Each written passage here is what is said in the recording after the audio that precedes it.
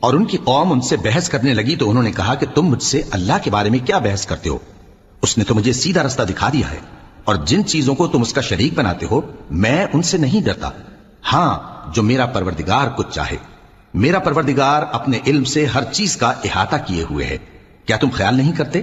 بھلا میں ان چیزوں سے جن کو تم اللہ کا شریک بناتے ہو کیوں کر ڈروں، جبکہ تم اس بات سے نہیں ڈرتے کہ اللہ کے ساتھ شریک بناتے ہو جس کی اس نے کوئی سند نازل نہیں کی۔ اب دونوں فریق میں سے کون سا فریق امن و بے خوفی کا زیادہ حقدار ہے؟ اگر سمجھ رکھتے ہو تو بتاؤ۔ جو لوگ ایمان لائے اور انہوں نے اپنے ایمان کو شرک کے ظلم سے ملوث نہیں کیا، ان کے لیے امن و بے خوفی ہے، اور وہی ہدایت پانے والے ہیں۔ اور یہ ہماری دلیل تھی جو ہم نے ابراہیم کو ان کی قوم کے مقابلے میں عطا کی تھی۔